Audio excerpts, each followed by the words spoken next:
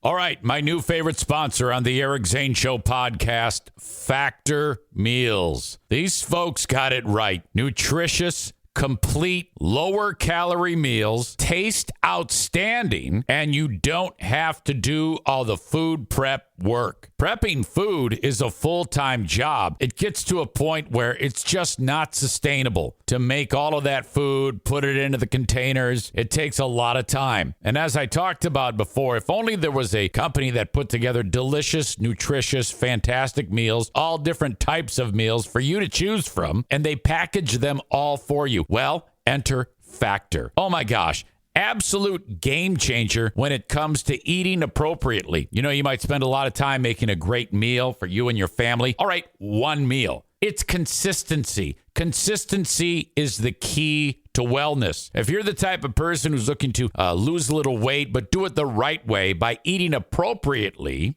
getting the necessary exercise and things like that, Factor is awesome because it's such a time saver. You simply grab the meals out of the fridge and off you go. You can pack them for lunch. You can have them for breakfast. You can have them for dinner. It can be on the go. Whatever you need, Factor has you covered. Get Factor and enjoy eating well without the hassle. Simply choose your meals and enjoy fresh, flavor-packed meals delivered to your door, ready in just 2 minutes. You pop them in the microwave if you want. No prep, no mess. And here's how you take advantage. Go to factormeals.com/Zane50. Use code Zane50 to get 50% off. That's code Zane50 at factormeals.com/Zane50 to get 50% off. Hello, friends. Welcome to Not the Best of the Eric Zane Show podcast. This is a rarity. I don't like to do, several of these not fresh shows in a row. But, hey, it happens. It happens. I hope you stick with it. A lot of what I have here, in fact, all of what I have here, is from my Patreon shows from quite some time ago that I've whipped up together in here. So you get some dated material, no doubt. But still, something I would love you to be able to listen to while I'm away. Speaking of that, over on Patreon, I have featured, after you listen to this show, another edition of Something to Listen to While I'm Away. I have full shows that I publish for you to check out. And I've been releasing them in the order that I have them. Now, this is not material from WBBL. In fact, the most recent one was from February 22nd, 2010, which means I'm posting for Friday, the 29th of December. This is all confusing. The following show, that would be February 23rd, 2010. So if you want that full show and all of the Something to Listen to While I'm Away shows, I have a couple dozen of them up. You can get hours and hours of content, and you can try it for free. That is right. Go to patreon.com/Eric Zane and sign up for 7 days free. patreon.com/Eric Zane. You do have to put in a payment form, but you can cancel that right away and still get the 7 days. I hear it from people all the time. Don't tell them that. You can trick them. I'm like, dude, I don't want to do that. I'm not that guy, for God's sake. I'm not that desperate. But if you like it, then you can just let it ride, and it'll charge you accordingly month by month. Or if you want, you can sign up for a full year, and you get 10% off. If you go month by month, it's $5 a month for all the audio, $10 a month for the audio, video, live streams. And as I said, you sign up for a year. What was $120 is now $108. What was $60 for a year is $54. Little easy math for you. All right. Enough of my prattling on and on. The show originates in the Impact Power Sports studio. Enjoy Not the Best of the Eric Zane Show podcast. Welcome in, welcome in. Hello. Thank you, thank you, thank you. Thank you for being here. Hello, hello. Hope you're all doing well. Since the last time we met moments ago. Good things are happening when you're in the throes of an anxiety attack that's prolonged. Little victories make you feel better. Got a box on the doorstep from HelloFresh. That was fantastic. So that's sponsor the show during the audio podcast. I don't talk about it during the live show because what you do is you pre-record it and then it gets inserted into the audio podcast on its own. For those who listen to the free or watch the free podcast on Twitch, you don't hear it. But if you're listening to the pre-recorded one, it shows up there. And they give me like free HelloFresh. And dude, it's fucking great. The box shows up, the recipes, all the shit is there. This isn't a commercial. It's just fucking awesome. Makes me want to like sign up for it like even when they're not a sponsor because it's just I just love it. I used to similar product was a Blue Apron. And that worked great. And this is even better. Chris says, do you have a discount code? Yeah. Let me go over what you do. HelloFresh. You get 22 free meals when you do this. I'm sorry, 21 free meals. HelloFresh.com/Zane21. That's the code. You get 21 free meals plus free shipping. That's not bad. I think you actually have to sign up for like whatever amount of time. And with that, you get the 21 free. I'm not sure. But it just showed up at the door. And it's a one-time deal. So I said, yeah, we got like 8 people in my family. So 3 big fucking boxes showed up. And I was like, I'm not going to be able to eat all this food without it going bad. So I gave one to my neighbor, gave one to Jackie. Everybody's happy.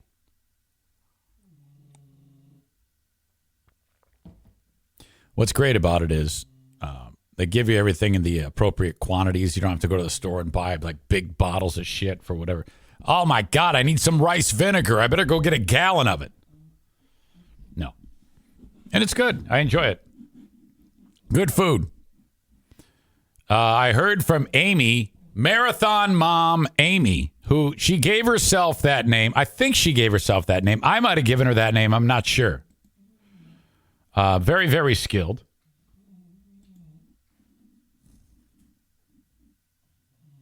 And hold on a second. I just got distracted. Hold that thought right there. I got to respond to this right now. If I get distracted, it's game over. I can't do anything. Marathon Mom Amy informs me there is something called, I don't know, what did she describe? Post-race blue. Hello, Eric Zane. Your feelings of depression may be because of post-race blues. This is a real thing. I always get sad, bummed out, depressed, ornery after a big run. I didn't understand why I always got like that. Then I heard someone say, well, it's just because you're a girl. It didn't say that. Then I heard someone say post-race blues. Apparently it does happen to a lot of people, just something to think about. This is your first big race in a while, so it could very well be the reason. Post-race blues, term coined by runners to describe the situational depression that impacts athletes from amateur to professional. Well, okay. She says, I'm not exactly sure how to combat it, but I hope you're able to work through it. Take care. I said, thank you. I appreciate that. Super weird. But I don't, does depression go like hand in hand with anxiety? Because I'm not depressed. I'm not like sad. You know, I'm not like humdrum, oh, poor is me, woe is me. I'm panicky, concerned. I'm on high alert, anxious, bad. Something bad is going to happen. More specific, I am worried that the podcast is going to go belly up and I'm going to go out of business. Isn't that the craziest thing? Considering that, you know, for 4 years I've been doing this. I'm not getting worse at running this thing. You know, you get better at it over time. That's a completely irrational thing to even think about. But yet here I am, still waiting to hear from the doc. I then followed up the note to the doc, I sent one to Carmen, the nurse or the physician's assistant. I go, I don't know how you do this. I'm just letting you know that this is where I'm at. I know that there are some times that people sometimes outgrow their medicine. Do I need more medicine? Do I need a different medicine? What the fuck? But I need something here. So I'm waiting. I'm kind of like in a holding pattern. Meanwhile, it's crushing me. And so then my wife's checking in like every 3 minutes. Are you okay? Are you okay? I'm fine. Fine. As long as I keep moving. The second I start to get alone with my thoughts, that's where it turns weird.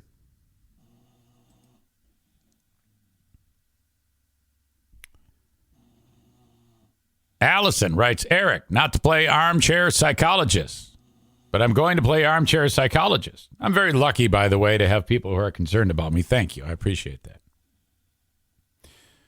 You don't have to answer this question, but I wonder, is your ADHD treated currently? No.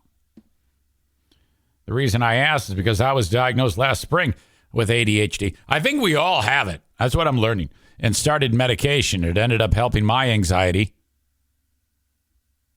a lot. My doctor described the connection between the two and how ADHD can contribute to it or even just straight up look like anxiety. So just something to consider. I know a lot of people don't like to take ADHD meds. It's not for everyone. I just wanted to mention it because I know we have this in common, and I know you are struggling. Yeah, I've kind of been going under the advice of the docs from the get-go, and I've always kept them up to date as what's going on in my life. But I'm due a physical in the next month or two. Sweet Allison adds, no, you're not alone. In mid-December, I had a flare-up of my anxiety. It was bad enough that I had to go in for an EKG because I thought I was having a heart attack. My doctor ended up adjusting the ADHD meds instead of my anxiety meds, and it seemed like it helped. Then she had some other issues that she talks about.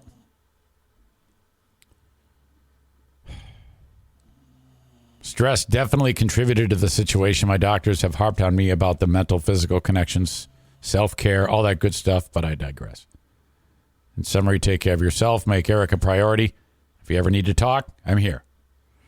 And she says, I can always offer puppy and kitten therapy. It's very effective over at Harvard Humane. Oh, my God. You're not kidding. Of course, I kind of have my own kennel here. You may have seen at the end of the free podcast, O'Neill loving me up. The dog is he is exquisitely soft right now. Of all the dogs we have, his fur is, oh my God, it is absolutely perfect. He is such a soft dog. And those ears, they're just to die for. They're floppy and soft and thick. They're like thick, giant pieces of velvet. They're perfect. By the way, what the fuck? Bruce sporting the red bow tie collar today. Daisy, tongue out.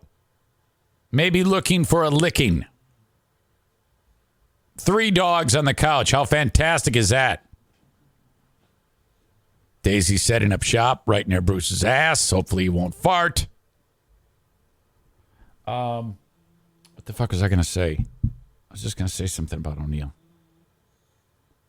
That left me. Anywho, I definitely feel different right now.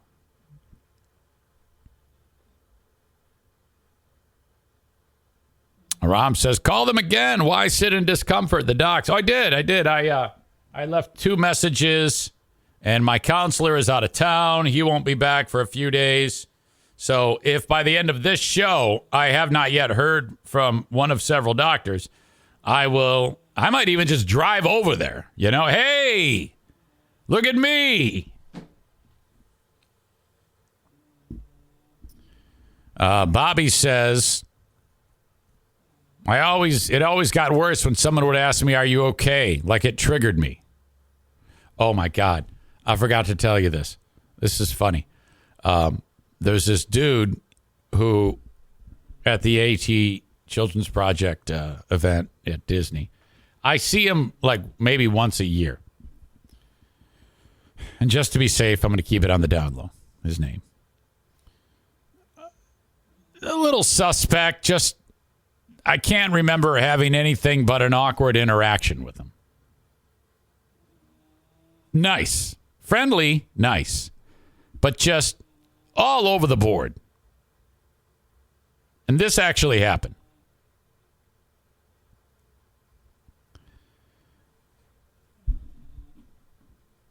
I see him. I go, hey, buddy, how are you? He says, hey, Eric, how you doing? And I go, not bad, man. Doing great. Now, even if I was doing terribly, I'm going to tell everybody, never better. Doing awesome. The only people that I would say not so good are like people that I'm really close with. In some cases, even you. I mean, obviously, I'm telling you, but I wouldn't tell just anybody that, especially when you're face-to-face with them. Doing it behind a microphone is entirely different than, hey, I'm face-to-face with you.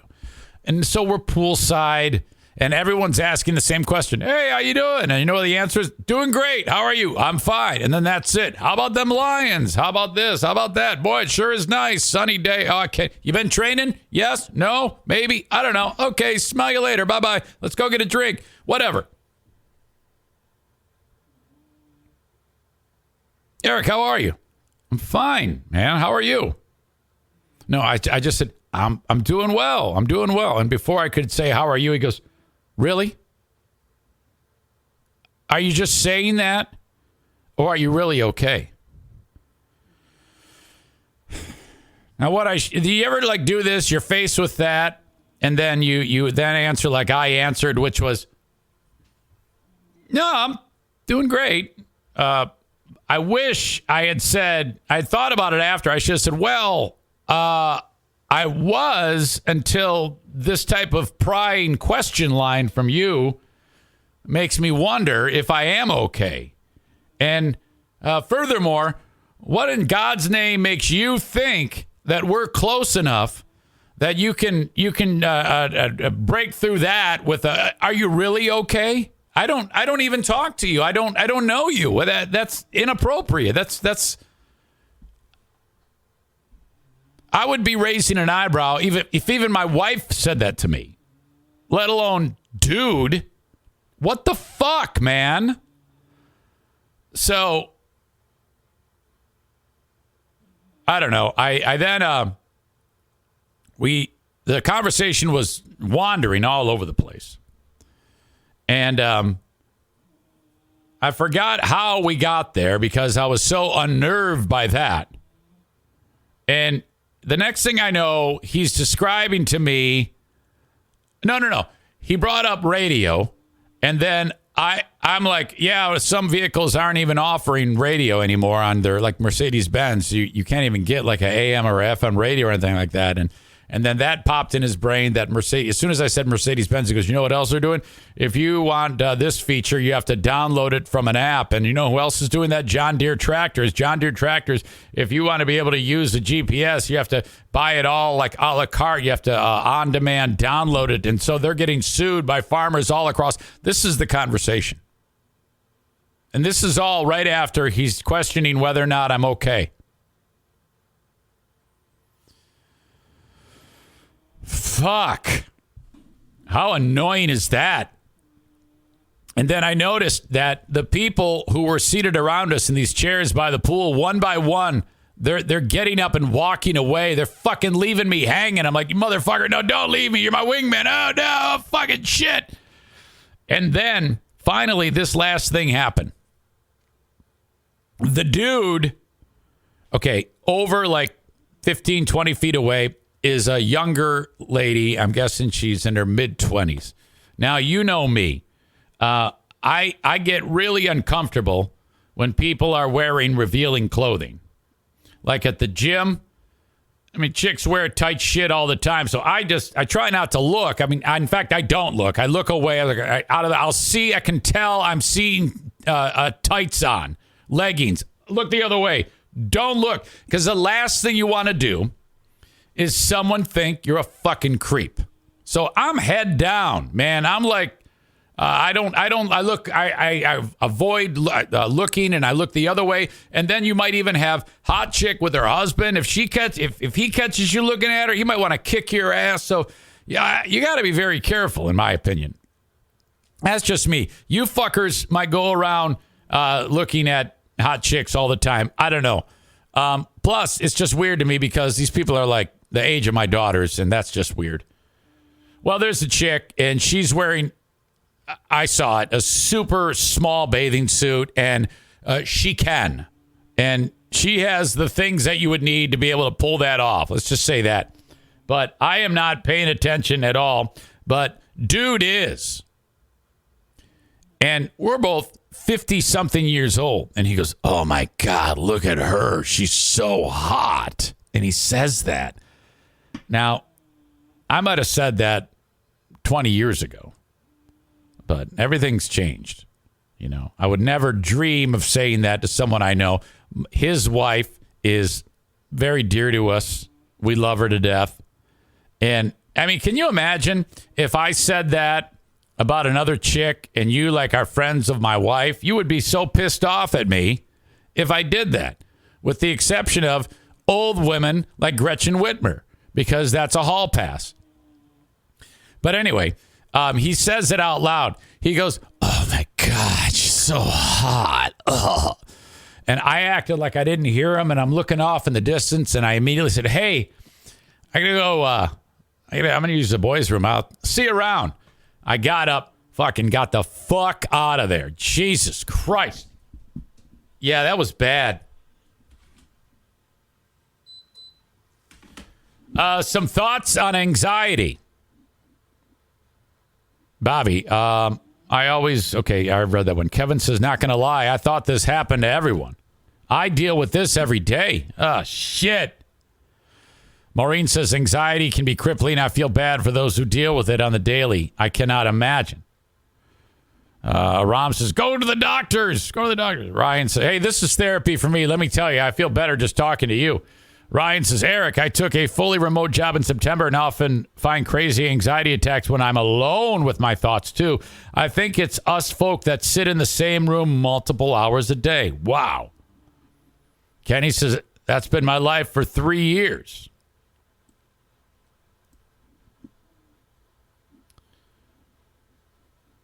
Concerning people like dude asking me if I'm really okay. Ryan says, I love throwing people off and telling them I'm not doing well. Most people aren't equipped to handle that because they should have just said, hi, nice to see you. It becomes comedy gold every time. God, I got to remember that. I was so not expecting it, though. Rob says he had therapy this morning. Guess what we talked about? Boundaries. Fuck.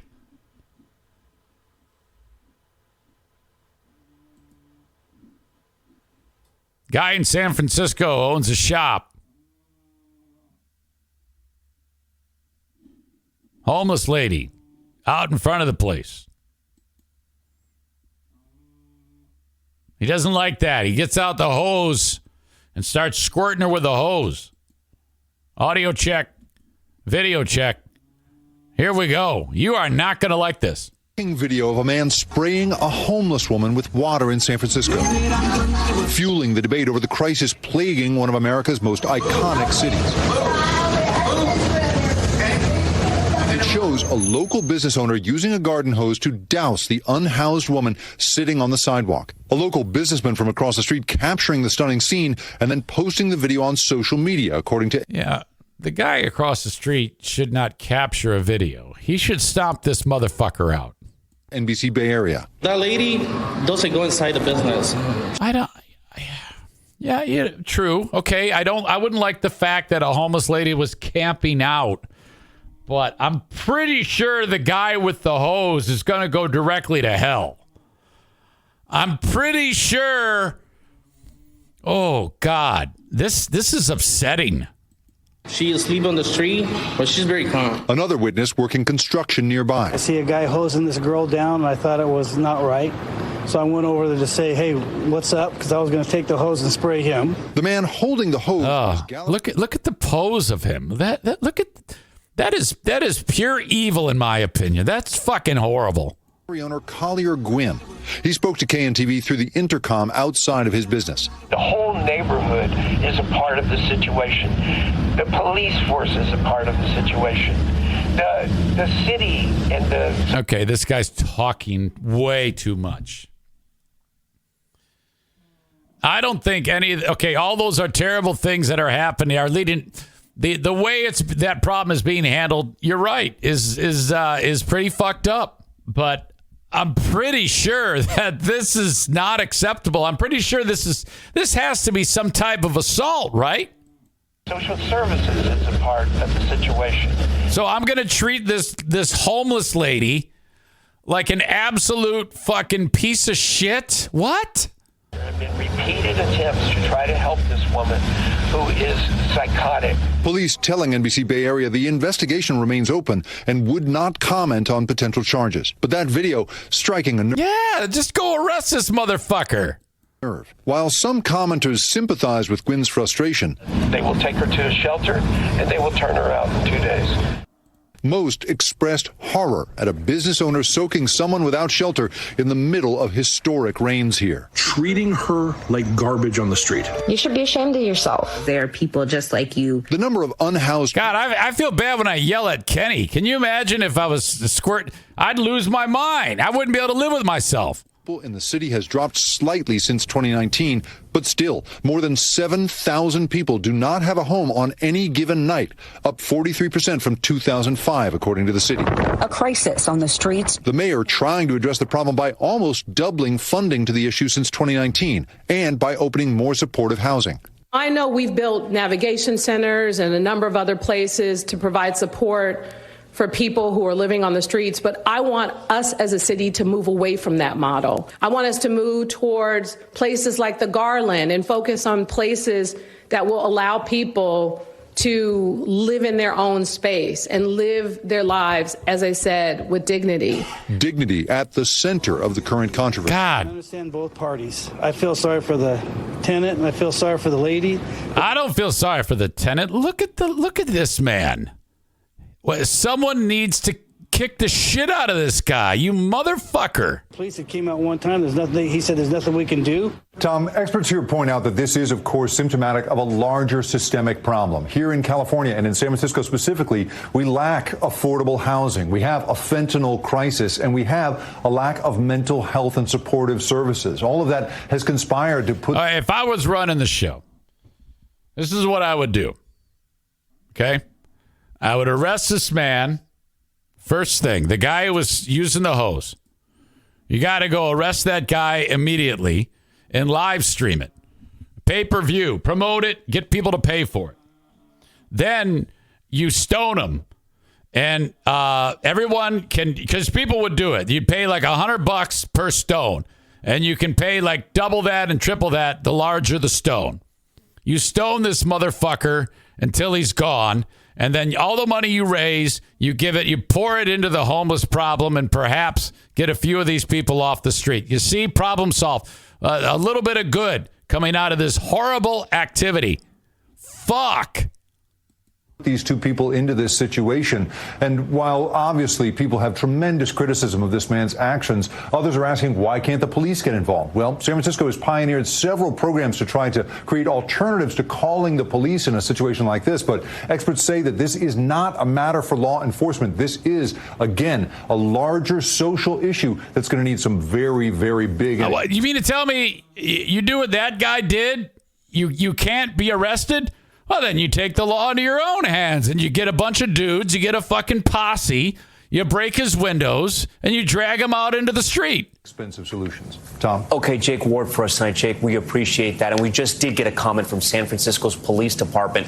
They're saying officers interviewed both the woman in the video and the gallery owner and say they both declined further police action at that time. That is their words. And we're going to have some guests who have a business in that area on that block to further talk about this video and what happened there, along with the homelessness crisis in San Francisco. If you're the guy that owns that business, if you're the guy in that business, how do you, can you imagine if this is, the viral story like this? Oh my God. Cannot imagine how you're able to do business at that point. What an absolute catastrophe. By the way, Daisy's snoring super loud here. You might even be able to hear that. Listen. Okay, now she's holding her breath.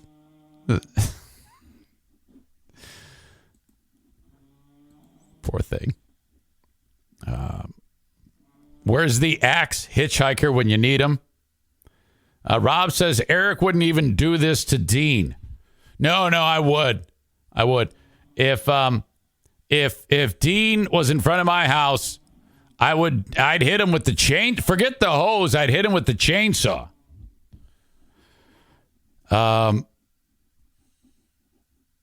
Rob says, is that Joe's dad? Maureen says, I don't think a hose is the answer. Rob said that's got to be some form of assault. She is deserving of some compassion. Yeah, there's a lot wrong with the story. It's terrible that the guy was doing that. It's terrible that no one rearranged his fucking face. It's terrible that nothing can be done to help her. The homeless crisis is absolutely out of control. Out of control there. By the way, in just over a month, I'm going to take another few days off. I'm going to go see my pal Jeffrey and my cousins in California, so I'll be able to see some of these nice people living on the street. All right. Moving on to another story that's equally horrible. Thank you to Bobby for just tipping me off on this one, because I was not aware. Hang on, I got to do an experiment. Check. It's called a base roll-off. Check. More high end here. More low end here. Sorry. Anyway. In her community, in and around Springfield, Illinois. This is really fucked up. And the cops are trying to thread the needle here, because the cops witnessed this and didn't really do anything until bad things happened and the public became aware. And now 2 EMTs are getting thrown under the bus and being charged with like murder or some shit. To my understanding, and I'll play a video of the story from the local news there. Drunk dude, a guy experiencing withdrawal from alcohol. Quit drinking. If you drink too much and then you suddenly decide to quit, that could kill you. I was never that bad. But a lot of people have that problem. So you need medical supervision. This guy didn't do that. He just fucking quit. So he starts hallucinating. He calls the police and says, oh my God, someone's going to kill me. There's someone here with a gun. Cops get there. There's no one there. But he's having these physical reactions to the no alcohol, and the system's fucking him up. So the EMTs, for some reason, they're grabbing him like off the ground and just throw him on the fucking gurney face down. And he has no strength. He's all fucked up. By the time they get him to the hospital, he's face down on the fucking thing and he can't breathe and he dies. Body camera footage from the cops reveals all of this. This black dude, of course. They arrest the EMTs and the cops are like, yeah, we can't believe those EMTs did that shit. Well, the cops were there when this was happening, and not one of them said, hey, wait a minute here.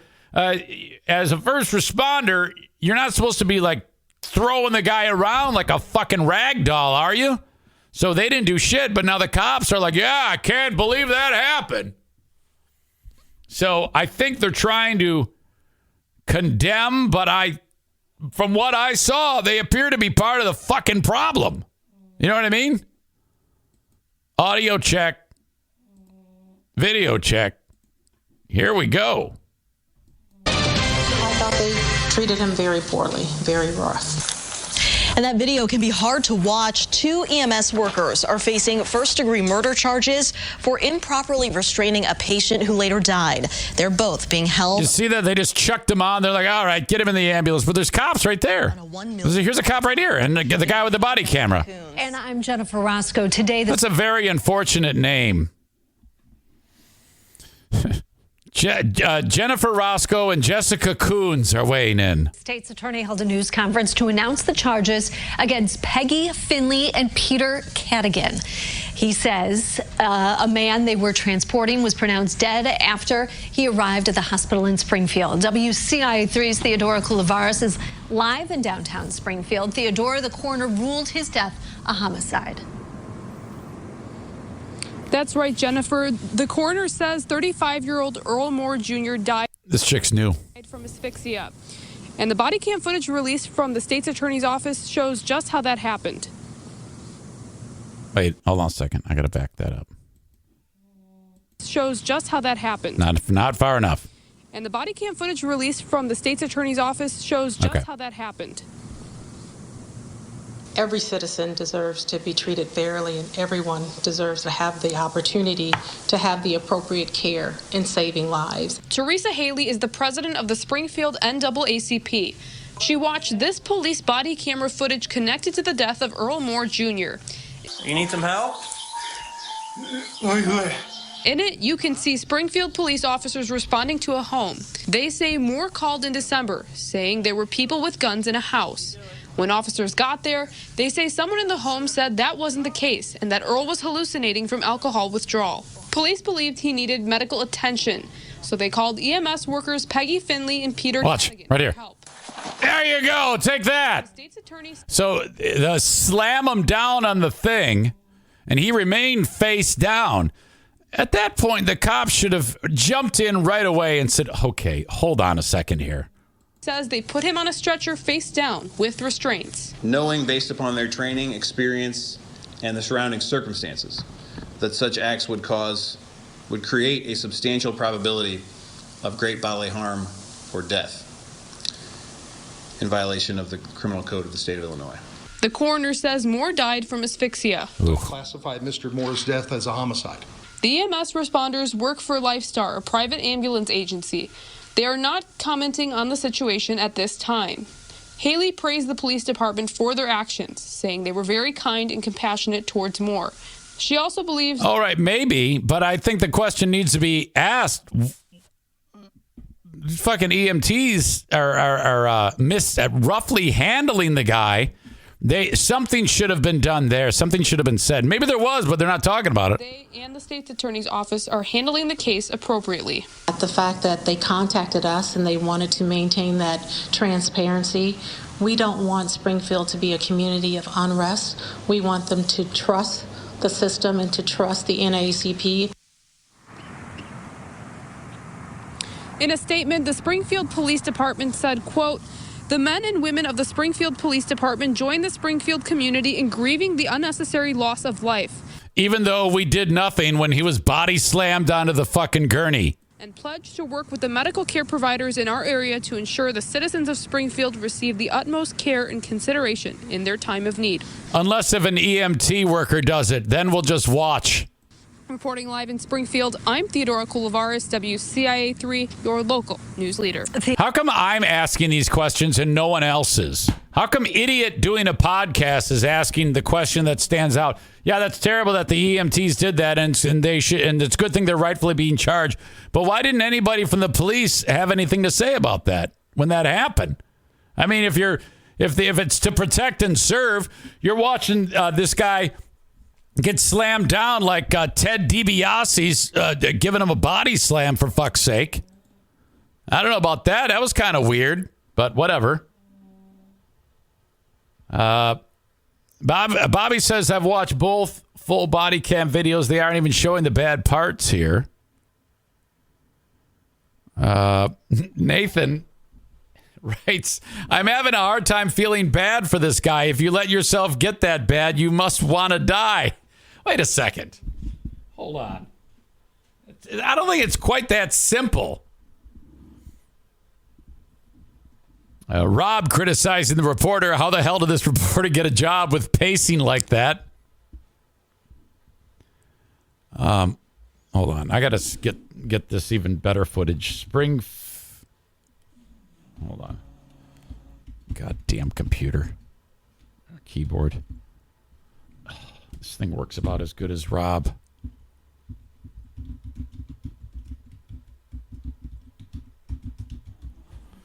Springfield body cam footage EMS. Yeah, I'm going to end up fucking... Maybe this is it. I don't know. You watched the whole thing, huh? Yeah, I can't track it down right now, unfortunately.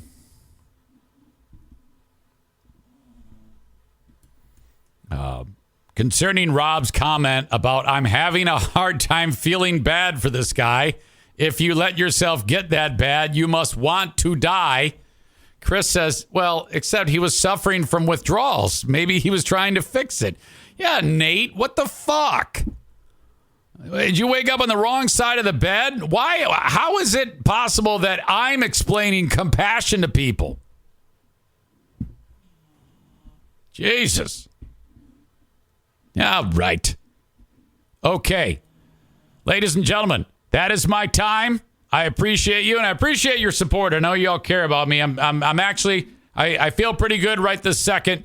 I will give you a full report on my health coming up on the show. I'll mention it on the Ben and Eric Patreon podcast. I want to see you there at 7 p.m. I'm going to send you all invites. If you haven't been getting these invites for the Ben and Eric Patreon podcast, please drop me a line, and then I'll add you to the list. If you don't think you're on the list, if you're even like, did he remember? I may have forgotten. Send me a reminder. Eric at ericzaneshow.com. Okay. And a pause in the action on Not the Best of the Eric Zane Show podcast to talk about amazing sponsors like TC Paintball. Fun for the whole family. Okay, gather up the commandos in the neighborhood and head over to TC Paintball for a unbelievably eventful, fun-filled event. Playful time. That sounded weird. Anyway, so yeah, that's what you do. You book an event at TC Paintball. You block off a few hours of time, and you head over there. And all you need is yourself because, you drop down your cash, and then you get the paint, you get the gun, you get the mask, you get all the field time, officiated matches on the paintball field with you and yours. So much fun. Team building in the workplace. You and your bros get together. All the neighborhood kids and the dad squad, maybe even the mom squad. Bachelor parties, always a good time at TC Paintball. Online at tcpaintballgr.com. Hello to Frank Fuss from My Policy Shop Insurance. Frank is an absolute wizard with anything insurance related. So new this year, let's say you and you have your insurance policy from your boss. You get like the workplace insurance. That's cool. Love it. And then, you have a wife and 3 kids. And that insurance is, it makes it a little bit more pricey. Comes out of your paycheck. New this year, your family can sign up for Obamacare. This used to not be the way it was. All right. So you keep your boss's insurance. The rest of the fam can sign up for Obamacare. Now, why is that better? Well, if you think about it, your boss's insurance, you basically just have good, better, best that you can sign up for. Not so if you're buying it on the marketplace, because there's like 5 dozen companies that want to insure you and sell you a boy, I need one for my speech. Sell you a health insurance policy. And you can get it with a wider selection through healthcare.gov. And you're like, well, easy. How do I pay for that? Okay. I know this because I do this. This is how I get my insurance. The government subsidizes you. Okay. If you keep your earning below a certain threshold, and it's quite a large threshold, well, then you get a huge tax subsidy on your monthly premium. You're like, God damn it, Easy. I know you know what you're talking about because you talked to Frank, but I'm confused. This is all you need to do. Save yourself hundreds of dollars a month by reaching out to Frank at buyinsurancehere.com. That's buyinsurancehere.com, B-U-Y, insurancehere.com, and have him explain to you what I just murdered. All right. Meanwhile, Irvine's Auto Repair, Grand Rapids Hybrid and EV, they want to fix your car if you live in West Michigan. Well, hell, they'll fix it for you if you live in Idaho. They don't care. But obviously, that might be a little bit cost prohibitive for you. 616-532-6600. All combustion engines, of course, all EVs, all hybrids. Not many shops can say that they have the expertise and skill to work on all of those very technical setups to keep a car on the road. But Irvine's can. 616-532-6600. Call to get your vehicle serviced. Okay, rolling on with more of Not the Best of the Eric Zane Show podcast.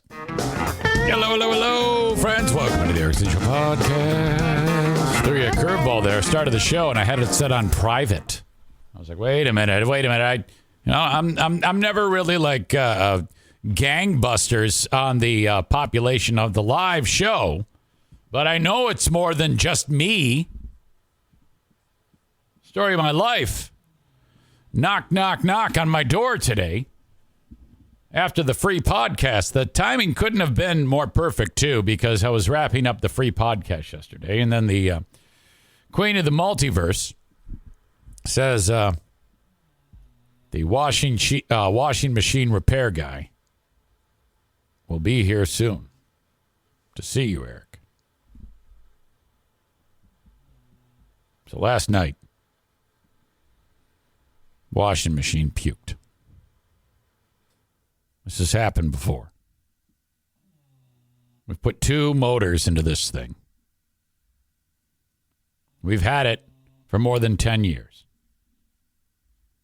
But yet something was telling me, yeah, maybe it's a quick fix, even though on the little display it says LE, which is code for motors fucked. The guy comes here. He puts in the code and he tries to run a cycle. It tells him, motor's fucked.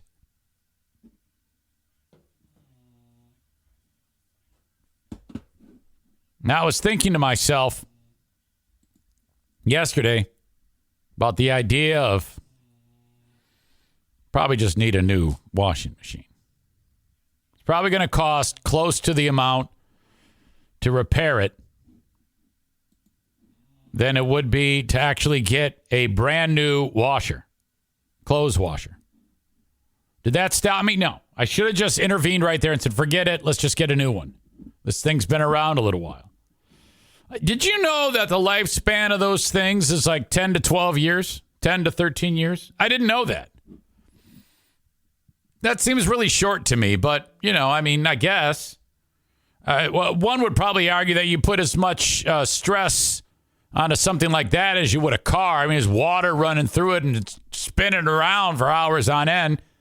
It's kind of a miracle that they last that long. And, if you think about it, whatever the cost of a washer is a hell of a lot less than a car, and they last about as long, right? I don't know.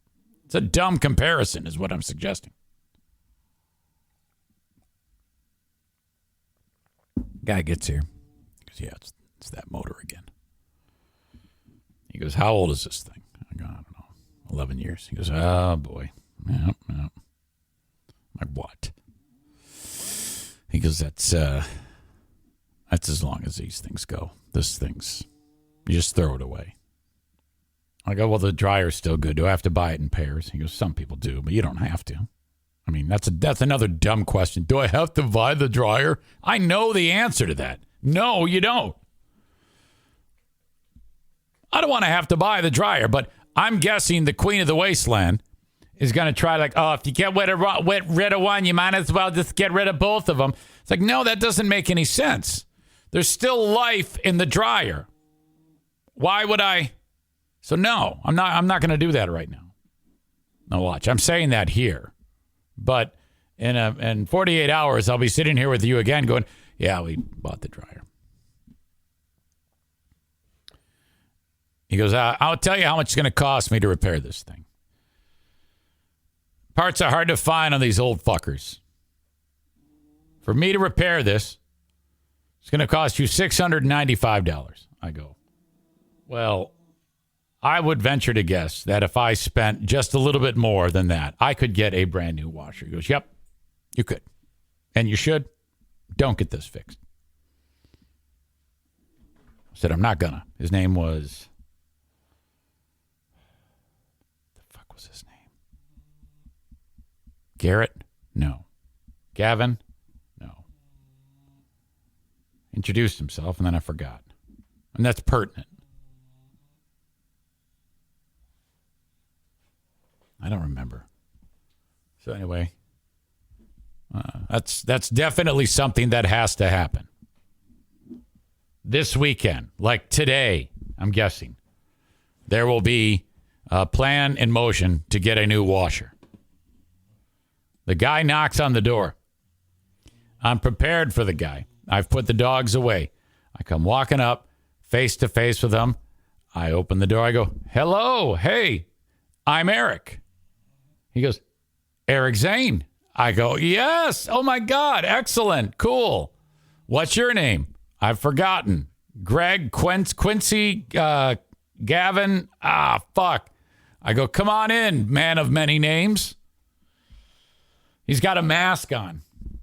I go, I suspect you're wearing that because your bosses make you. He says, yes. I go, you can take it off. He goes, that's what I was waiting for. I go, awesome. Yeah, you don't need that on. Come on in, buddy.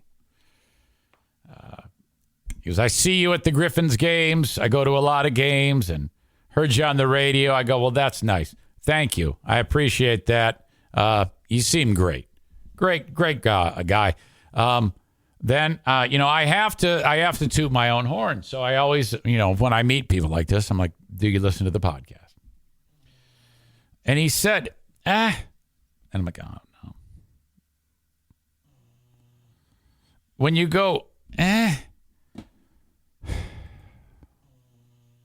that means it's not good. Now, then he lied to me because he said, I'm not much of a podcast guy. And I'm like, why are you making up stories?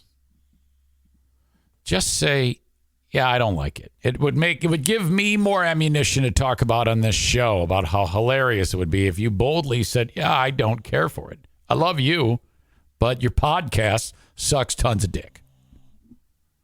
I would have had so much respect for him. Instead, the fairy tale is, I'm not a podcast guy. Well, what does that even mean? You're not, I only listen to things that come out of terrestrial towers, like radio stations or television stations. I'm not a podcast guy. Fucking thing. So what a dumb excuse.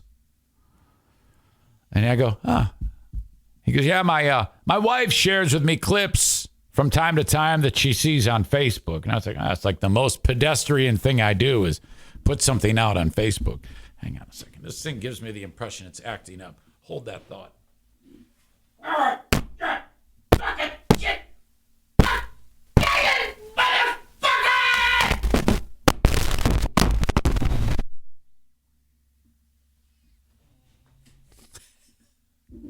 Like, how can you not?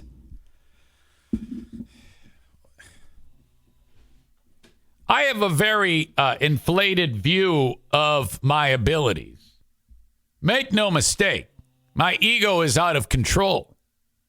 I tend to think that what I do is awesome. How come everyone hates it? That's not true. Come on, Eric. I'm kidding. That's all bullshit. But he did say, yeah, I'm just not a podcast guy. I go, I'm not really sure what you mean by that. So the whole medium. So basically what you're suggesting then is if baby Jesus came down to earth and said, I am going to send out the message of how you can have eternal life and raise all of your loved ones from the dead, and you all get billions of dollars, but you have to listen to the Jesus Christ podcast. Are you suggesting, I'm not a podcast guy, so I'm not going to get that message? Do you see how dumb that sounds? I'm not a podcast guy? What the fuck?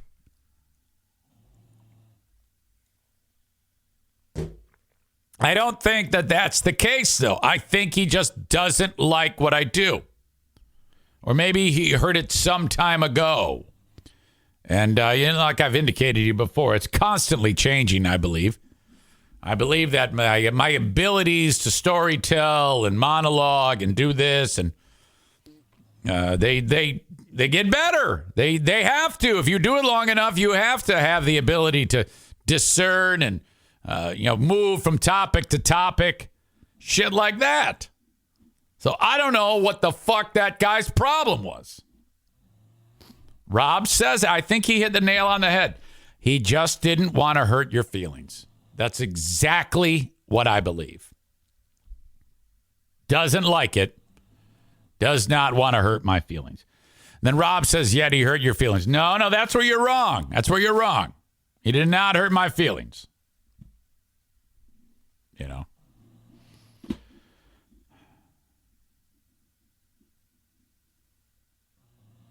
Kenny says, how do you know he was lying? LOL. It was just such a lame response, I think.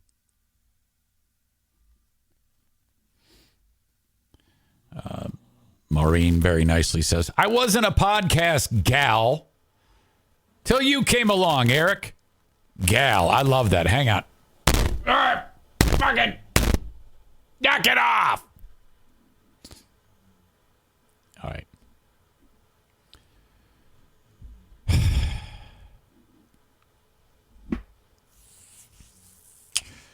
So, plans this weekend for a brand new freaking washer.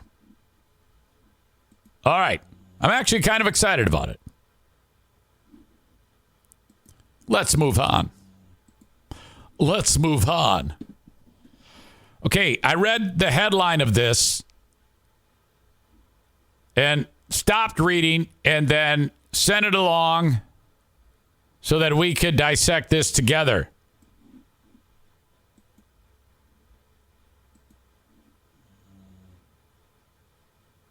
Psychology professor cut off husband's penis, left knife deep in his eyeball. Holy shit. Oh no.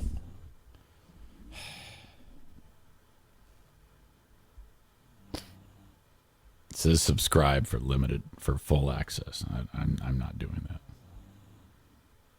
But I will open it up here. I hope.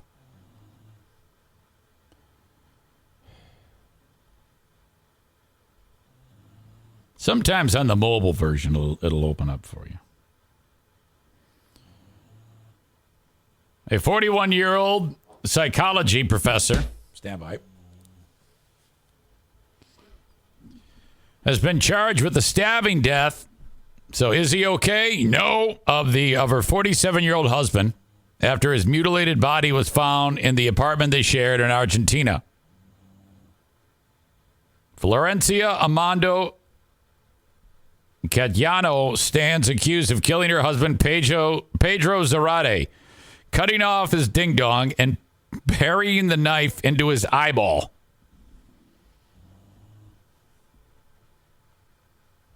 Cadaño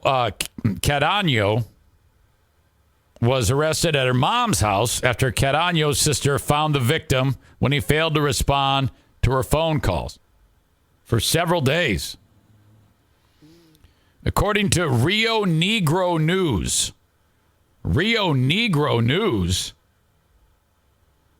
they must pronounce it Negro. If that's the case, what does that mean? Rio Black News? The sister became concerned when the alleged perpetrator appeared covered in blood at their mom's home on Sunday. Hey, how you doing? Fine. I'm just covered in blood. Jesus. According to Zarate's Facebook page, he played trumpet in a local reggae band and worked. Oh, fuck. What is up with this thing? And worked as a part-time actor. You'll have to bear with me. I'm having issues with this thing. Sorry. Fucking shit! Fuck! Ah, shit! Fuck! Fucking shit! I think that's better.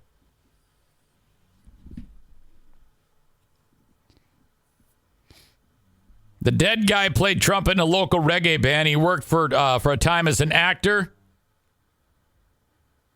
Why am I giving you that information? Alleged killer has been committed to a psychiatric hospital. How'd you like to be the sister of the guy? You walk in there like, hey, it's been a while. How come you're not answering my calls? He's laying there with a knife sticking out of his eye with no dick. And the dick, I don't know if the dick was in the room with the guy, but that's something you can never not see. My God. No more details about this other than that happened. Yeah, I need more details. I want to know what precipitated this, what would cause her to freak out like this. Perhaps she was battered or she's just crazy. Who knows? And what happened to the dick? Holy shit, that's fucked up. A guy on TikTok is dead. Of course, everyone is saying that Waffler69, who's dead at 33 years of age, he died of a heart attack, and everybody, of course, is going to blame the vaccine. What he does online is he samples fast food and weird food, I guess. And everybody would watch this dude, and you take one look at him, and even though it's a presumed heart attack, clear proof that it wasn't the vaccine is because of him looking like this, surrounded by this type of food. Every time you see this fat ass, he's pouring disgusting food into his face. Here he is eating what's known as the Big Fruit Loop, which I didn't know you could get. It's pretty disgusting. Audio check, video check. Here he is eating the Big Fruit Loop. I would like to make a public apology for not putting the Big Fruit Loop in some milk. So, you know what? I got y'all. I'm going to put this Fruit Loop in some milk. Waffler, how could you? He says milk. Be so nice. Well, he's not saying anything now. And not think I'd want to see that dipped in some nice cream and milk. Today's your day. Today is your day. Just as fresh as ever. Okay, that's terrible that he's dead. But if he were alive today, I would be talking about how much I can't stand this guy. About how annoying this fucker is. Let's do this thing. I hope you're getting that dip in action. This is some nice dip in action. Who watches this and says this is funny and enjoyable? Why? Who the fuck? The guy had millions of people that followed him. Y'all think that milk's gonna make it taste a little more Fruit Loopy than it did? I don't know. Fun fact, I bought that milk at a gas station. Oh. It actually does taste better. Okay, this makes me angry. I am tasting the Fruit Loop flavor a little bit more, but it really it's lacking. As big of a Fruit Loop as this is, it should be Fruit Loop flavored. But the Big Loop does not pack a big flavor, so that's just the facts. And hey, this Fruit Loop might be stale. It might taste better, but for $100, I don't know, Buster. I don't know. I'm still kind of thinking maybe just a regular bowl of Fruit Loops would do. Okay. I'm just going to be upfront with you. His death does not make me sad in any way after seeing this. In fact, I'm happy. The world is a better place now that there is one less of these fucking idiots. Okay? I'm just going to say that.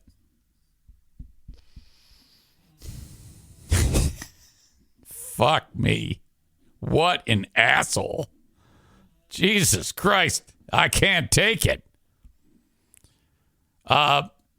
Ladies and gentlemen, I want to introduce you to a dog nearby where I live has been selected as one of the winners of Bark's Next Top Dog Model. Bark's Next Top Dog Model contest began in October in honor of the launch of Bark Food, a new breed-specific food. That's what's going on there.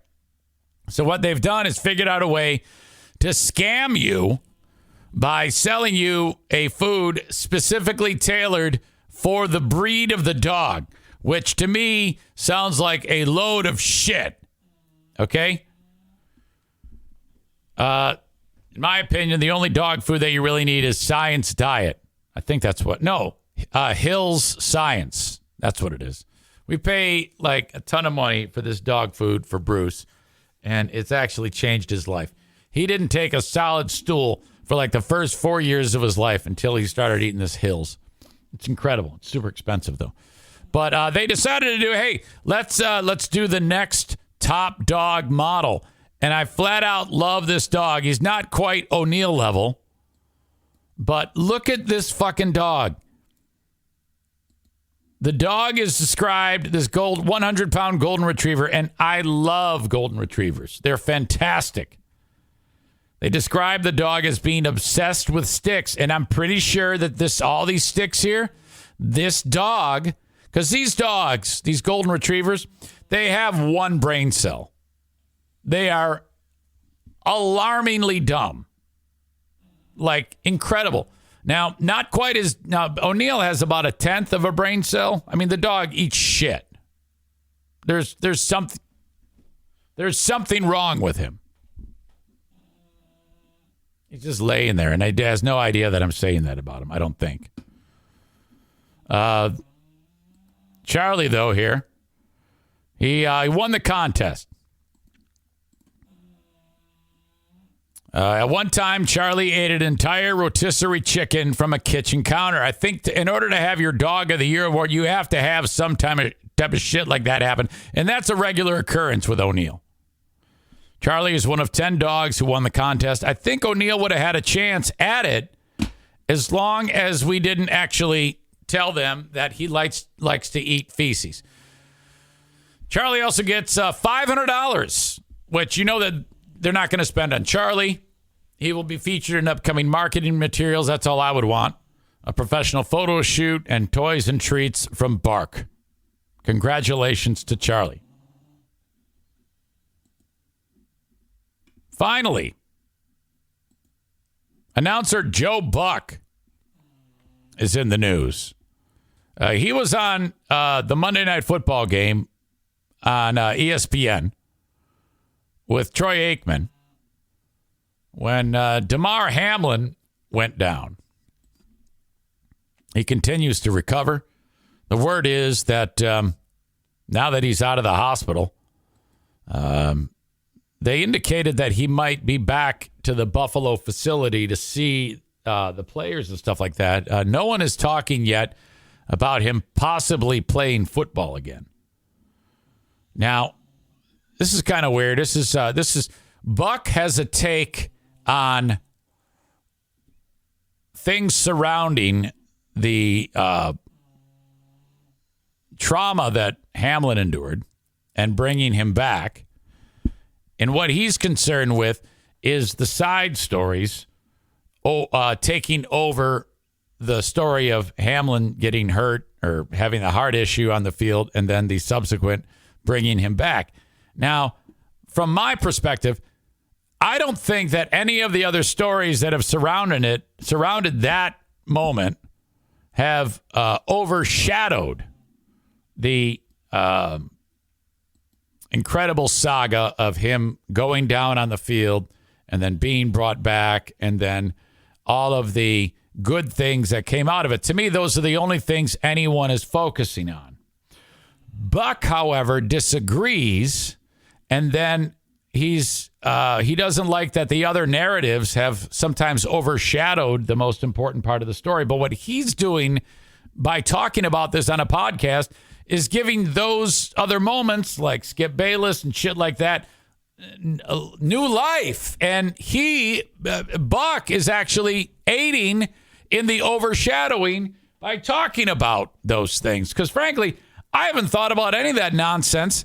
Other than the only thing I've thought about is Damar Hamlin. There was the one moment initially when Bayless made the stupid comment, but everybody ripped him a new asshole. But who gives a shit? It's over, you know? So I think that Buck is being a fucking moron by breathing life into these. See if you can follow along with this.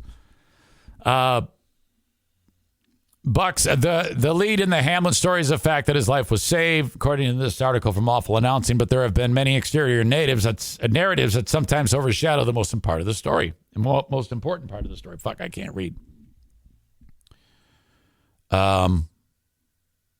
Buck wants to ensure that the recovery of Hamlin remains the main story, and my thought is, well, yeah, it is. Whatever gave you the idea that it wasn't? You know, it's not like we're sitting around talking about anything else. The best part of the story was when he was able to talk and he asked if his team won and the charity that raised all the money for the kids' toys and stuff like that. The fact that the Bills returned the opening kickoff 100 yards. Oh my God! And he was Hamlin was just beaming with pride, and then he was sent home. That's the only thing people are talking about. So I don't know why Buck is doing this. He joined Brian Curtis of The Ringer on the Press Box podcast to discuss being in the booth during the traumatic scene. Curtis asked Buck specifically what changed about his job as the broadcast transitioned from a sportscast to a newscast. It's a great question. Just being a human being, Buck said. This is about another person who is in terrible distress down on the field. And then Buck says, I'm sure you're going to ask me about the 5-minute thing with the league, because the word was that the league supposedly was going to restart play. Now they deny that, but whatever. I haven't really thought about that since that story kind of bubbled under for a little bit. So Buck says, I'm sure you're going to ask me. Well, no, you're not. You're just throwing that out there so that you can weigh in on something that you weren't even asked about. So then he starts to weigh in on something that he hasn't been asked about, the 5-minute thing. He says, I think the frustrating thing to me after this has kind of settled is what took place on the field is overlooked. No, it's not. And it shouldn't be. It's not. The frustration Buck referred to is the fact that Hamlin's story is nothing short of a miracle thanks to the training staff on the field. Yet there are additional narratives that sometimes overshadow what happened that night. And they talk about Skip Bayless. They talk about the NFL taking too long to suspend the game. And so Buck and Awful Announcing are suggesting that those are bigger than the story or have been. I don't feel that way. Then Buck reiterates, I've been told by people in the medical industry that even in an emergency room, that might not have been handled as well as it was handled on the field, and that's what saved his life. To do that with that medical team that was down there with that pressure, who knows how many of us would ever react to that intense of a situation, and they nailed it. Part of Buck's frustration comes from getting caught up in a back and forth with the NFL in the week since Hamlin collapsed on the field. Bucks maintain that the ESPN booth was told by the NFL that there were plans to restart the game. League denies it. So I just think it's interesting. Buck didn't have to do that.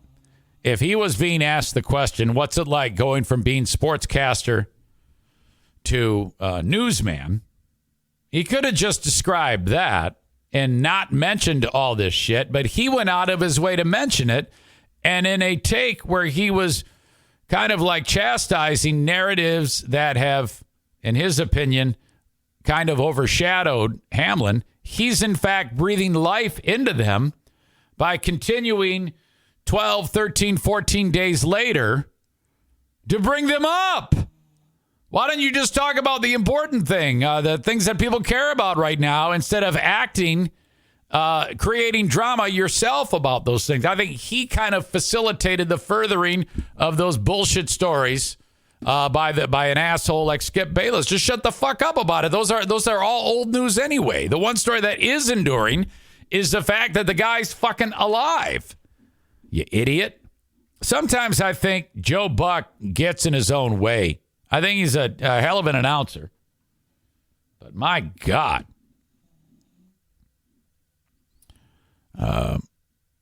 Question. Back to the dog. Did he say that dog was $100? Maybe I did. I meant to say 100 pounds.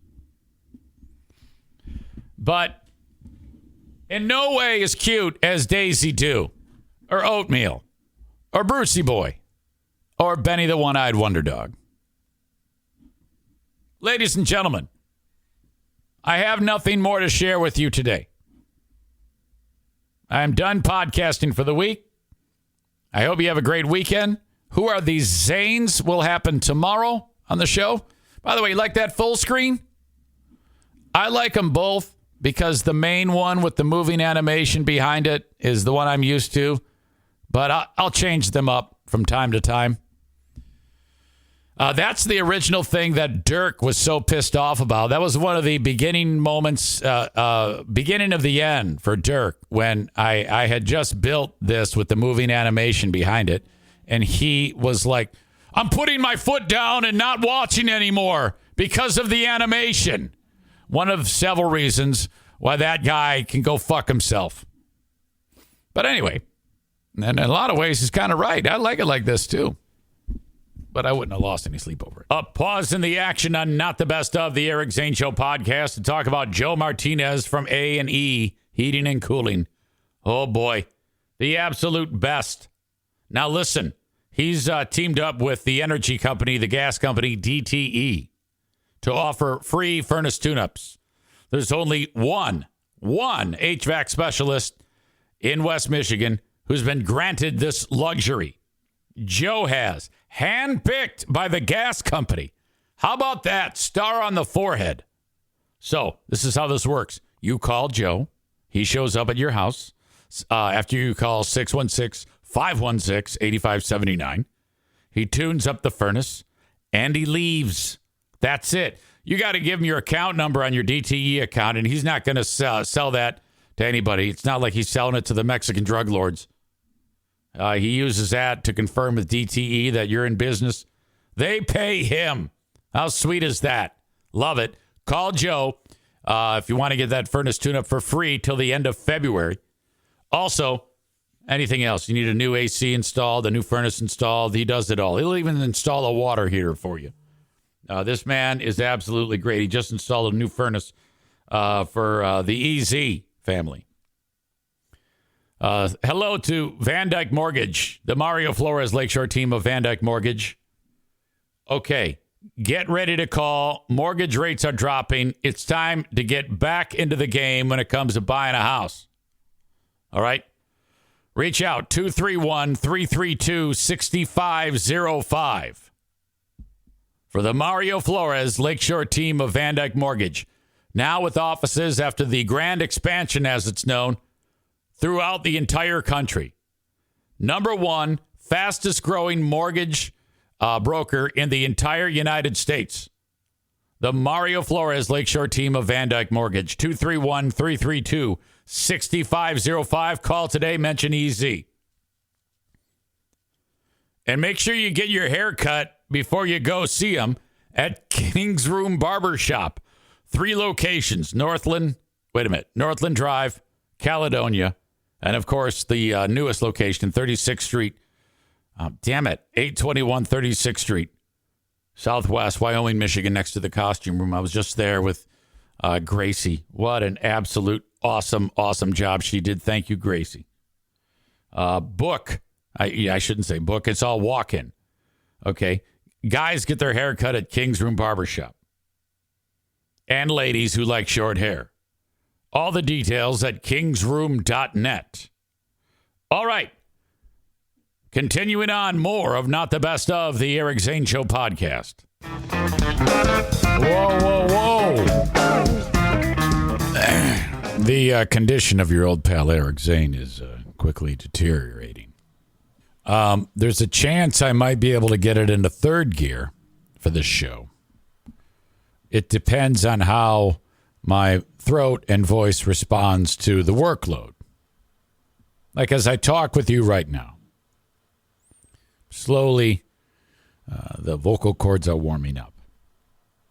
I normally don't like to be this low of intensity, as you know. This already sounds very different to you. You're like, that's not the Eric that we know and love. We like him to be a little bit more loud and ridiculous and stupid. And I'm pretty much going to give you that, the stupid part. Rest assured. But, yeah. I'm massively inflamed. I'm like a protruding, bleeding hemorrhoid on an asshole right now. I am inflamed, and this is it. This is it for now. Got my hot coffee. Maybe that will increase things, but I haven't spoken much since I finished the last podcast. There's no one to speak to really, so. But you'd be surprised. I talk a lot to myself. I don't know if you do that too, but I find that to be very therapeutic. I have conversations like you wouldn't believe. Happens all the time. It might be something that I'm just an idea in my head, how I might talk on the show about a certain topic. It's really ridiculous. It's a little bit creepy, frankly. Hang on. Wow, that is something. But I've been drinking a ton of water. So I've been peeing like every 15 minutes. I took a COVID test. Nothing. But that doesn't mean anything, really. You could still, as I know. So I'll test again in another 24 plus hours. But my throat is on freaking fire. Shit. And so then I found these cough sore throat lozenges with I don't know, some type of benzocaine or something like that in them, and I threw a couple of those in, and they taste horrible. I would rather lick the asshole with the hemorrhoid on it than taste these things again. It was that bad. And then I took a couple of Dayquil, so you don't get all fucking loopy and shit. Those helped a little bit, but boy, if I didn't take those, I can just imagine the state I would be in. So then, the amount of time that passes from the free show to this show is usually a little shorter. Like to be starting after 1 p.m. is definitely something that I don't like to make a habit of. But wow, there was nothing presenting itself story-wise to talk about on the show. But I ended up coming up with some things that I'm happy about. I'll get to in a second. Aram writes. And by the way, there was some question about how to say Aram's name. Aram. I've called them both. I think Aram is the type of guy that he's like, call me either A or B. I don't care. He's one of the most easygoing troublemakers that has ever existed. Hang on.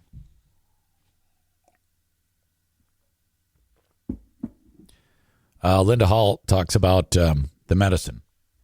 That's what the pharmacist told my son to take. Tastes like shit. Yeah, benzocaine is rough. Aram writes, I like, and then he spells out his name. Well, that doesn't tell us anything. Because you didn't spell it phonetically. you dumbass. Did you do that intentionally? You had to have. It can either be pronounced this way, Aram, or this way, Aram. Chris says, no, that's a joke. Aram, Aram. I've called him Aram for a long, long time.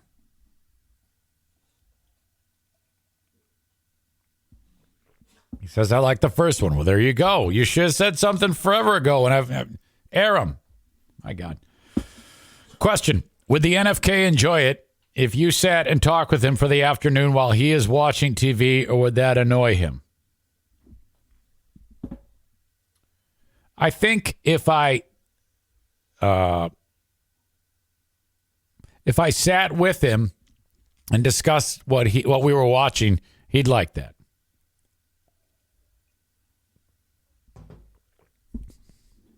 We try to. Like, this is like work hours for me. But when it's not work hours, we all go in there, Diana, myself, and the NFK, and he's in charge of the remote. I don't, that's his room.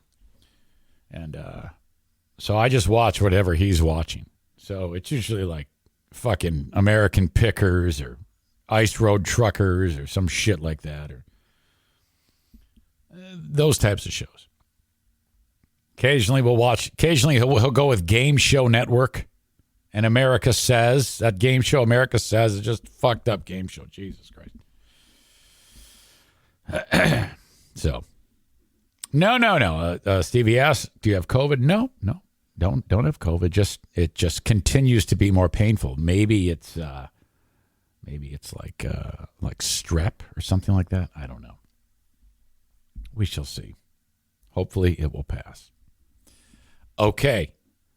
Few storylines are starting to develop on this alleged Idaho quadruple homicide killer, Brian Kohberger, which, I don't know. I just have a weird feeling that we're just seeing the tip of the iceberg here, and that this isn't the first thing that this maniac's ever done. That this could be like a serial killer amongst us. Story about he 4 days after the killing in Idaho. See, a lot of people who had interactions with him are coming out and describing what it was like interacting with this guy accused of doing this horrible thing. And it was originally thought that there was some kind of connection between him and the four, or one of the four, or something like that. And I don't think that's the case at all now. I think that this may have just been something he randomly stalked them, hunted them, and killed them, which that sounds like BTK, because that was something that he frequently did. It was as simple as if he was driving down the street and he saw someone walking. Oh, and if the urge struck him, he would then pay attention to where that person went, their home, and then over a period of days, weeks, months, figure out their patterns and then strike. Kohberger, though, not only made it to his routine medical appointment in Pullman, Washington, but he beguiled the staff there, which I'm not sure what that means. I think that means like charmed. I can't stand it when the articles go up, over my, understanding of charm or enchantment, sometimes in a deceptive way, beguiled. I think contextually I could have figured that out, but I wanted to be sure. November 17th, 4 days after the killing, Kohberger arrived at his appointment in a black North Face jacket and was so friendly with staff members that they took notice. By the way, if you can hear Daisy snoring because she's loud, my apologies. But she'll get pissed at me if I kick her out, so we just can't have that. The receptionist at the office, who declined to give her name because discussing the interaction might violate medical privacy laws, stupid medical privacy, said Kohberger's behavior prompted her boss to comment. She said, "He's so nice and charming. She never says that about anybody, the receptionist told Insider. I was like, yeah, he really was. That's just the thing. You never know. You never know when the psychopath is who the psychopaths are, you know?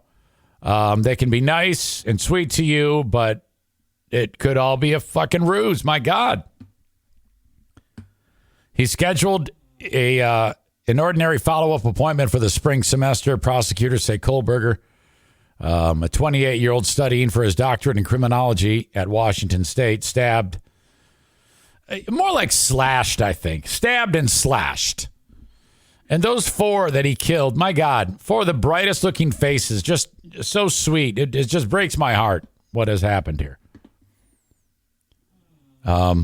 There's also a story about him and I think he went on a date with somebody, blind date, or maybe did something through one of the apps and dated the guy and knew that it was him before the killings, but was like, holy shit.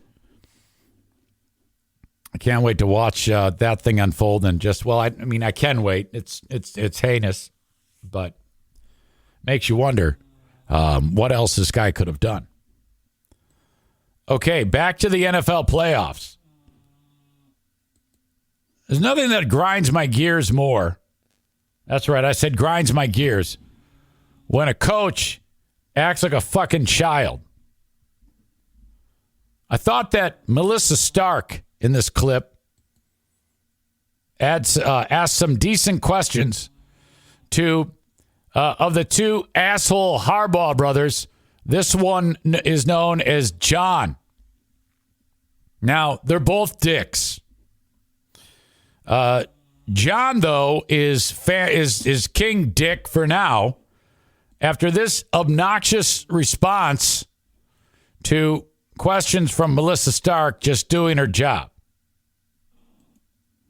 Yes, they're dumb questions, of course. But why can't you, for 25 seconds, act like a fucking human being instead of a crazy fucking piece of shit? Audio check, video check. Melissa Stark with John Harbaugh. Back in Cincinnati with Ravens head coach John Harbaugh. And John, you told us your guys were going to be disciplined. What did you think about that last penalty? Well, I didn't like the last penalty. Okay, right there. That she is smart enough to know that 1.5 second pause with him looking at her is going to be a problem. Harbaugh and John, you told us your guys were going to be disciplined. What did you think about that last penalty? Well, I didn't like the last penalty. Okay, now she wants him to say, well, you know, I mean, we work on this. I mean, he could do anything. He could turn on the charm and just give her a decent answer. Instead, he turns into such an asshole. Well, I didn't like that last penalty, and that's all he says, and he stares at her. Disciplined. What did you think about that last penalty? Well, I didn't like the last penalty. And so what will you tell your guys defensively? We'll be fine. Our guys will be fine. It's going to be a hard-fought game out here. We're going to play a good game. Okay. Brings it back. I think he brought it back with that statement right there. You know, if nothing else happened weird for the rest of this interview, that answer is kind of like, all right, you know, bringing it back. No big deal. Then she asks this because the starting quarterback, not Lamar, black guy, he threw an interception at the end of the first half or something like that. First quarter, first half. And Tyler Huntley with that interception, you said we might see Anthony Brown. What will that take? We'll just see how the game goes, okay? Thanks. Thanks, John. Oh, shit. Okay. We'll just see how the game goes, okay? Thanks. Thanks. He makes a face, too. I'm trying to freeze frame it. Okay. I hate my life. That's it. Back in Cincinnati with Ravens head coach John Harbaugh. So that's pretty stupid. Kind of a dick. Not the end of the world, but still a little bit dickish, in my opinion. And that was the opinion of a lot of people. Awful announcing. John Harbaugh was not enjoying that interview with Melissa Stark. Chris Hagan writes, if you've got to do the interview, whether you want to or not, it costs $0 to not be a jerk. This person writes, the crybaby Harbaughs, a story as old as time. Kara writes, in-game interviews serve no purpose and are a colossal waste of everyone's time, but every professional coach on the planet knows they have to do them. So just maybe suck it up and don't be a petulant child for 30 seconds. George Santos was more enthused to answer questions than John Harbaugh. Yeah, kind of a dick. Holy shit. All right. So the Ravens lose. Aram says the halftime interviews are so meaningless. I don't know. I mean, it's all part of the show presentation. You have to, if you don't do that, what are you going to do? You got to do something. It's a TV show. And, I don't know. Did I call you Aram again? It's Aram. Hold on, check. There we are.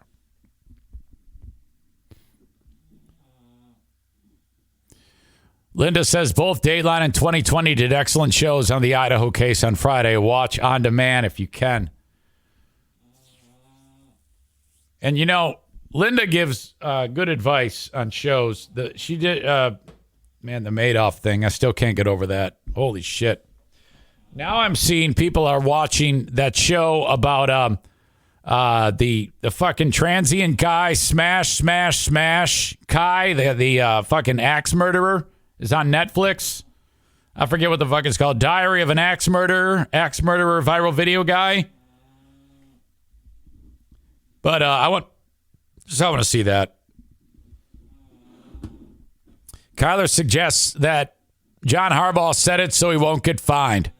Just like freaking, what's the guy's name? Eat the Skittles, beast mode. All right. Ladies and gentlemen, tell me what you think of this. Wow. In a community of, I don't know, WTHR, where is this? Beech Grove, Indiana. A toddler was seen doing something outside of the apartment in a stairwell kind of hallway. They have cameras set up there in the apartment. And, oh, shit, I chuckled there, but there's really nothing funny about this. Here you go. Audio check, video check. My God. Father in Beech Grove is arrested on charges of child neglect after police say his toddler got a hold of a loaded handgun. This all played out on live TV, and the video is frankly shocking. Live TV? I didn't know that. Officers arrested 45-year-old Shane Osborne last night at Beach Meadow Apartments. Police. It's Kuipers. Say his son, seen in this security video, was holding a loaded pistol in the hallway of an... Wow, just the kid's aiming it at his fucking face. Holy shit. And his finger is on the trigger. Apartment complex. And neighbors tell 13 News. Look at it. He's pulling the trigger. Sometimes those triggers have a little wiggle room to them until you actually start to engage it. And he might not have the strength to draw, but... The toddler was waving it around, even pulling the trigger. All of this, as you can see, was captured on camera, and a lot of people watched it last night live because Beech Grove police are featured on a show called On Patrol. Okay, there you go. A police report confirms officers recovered the weapon, a 9mm with 15 rounds in the magazine. We are talking with investigators tomorrow about this case. Meanwhile, Osborne is due in court on Tuesday. And a pause in the action on Not the Best of the Eric Zane Show podcast. I can't wait to get behind the mic doing PA again for the Grand Rapids Gold. The next game is January 2nd, and I want you to be there. That is coming up on Tuesday night. Unless, of course, you're listening to this podcast well after Tuesday, January 2nd, 2024. It's ridiculous. I don't know why I always say that. Get your tickets at grandrapidsgold.com. I want to see you. They're just $12. You can get more expensive tickets, but they start as low as $12. On Thursdays and Fridays, you got $2 beers, $2 dogs. And come see me courtside behind the mic doing PA. Channeling my inner Ken Calvert. GrandRapidsGold.com. This show originates in the Impact Power Sports studio. They are my newest sponsor, Impact Power Sports, online at impactpowersportsmi.com. Absolutely fantastic. Great people over there. You got to walk in and check out the selection of Yamaha golf carts. All right, Michigan's newest dealer of Yamaha golf carts. Go see what they have to offer, as well as all the other amazing pieces of merchandise they have for your toy collection. And all those toys, side-by-sides, ATVs, UTVs, you name it, golf carts, are serviced at Impact Power Sports in Rockford, Michigan. And you can head on over to there whenever you need any type of service done or you need a part or whatever it is. ImpactPowerSportsMI.com. This show is backed on the technology front by Blue Frost IT, the managed IT service provider for this podcast. If you need anything technical, IT related for your business or your home, reach out to Blue Frost IT at 616-200-8550. All right, we're rolling on. It's another segment of Not the Best of the Eric Zane Show podcast.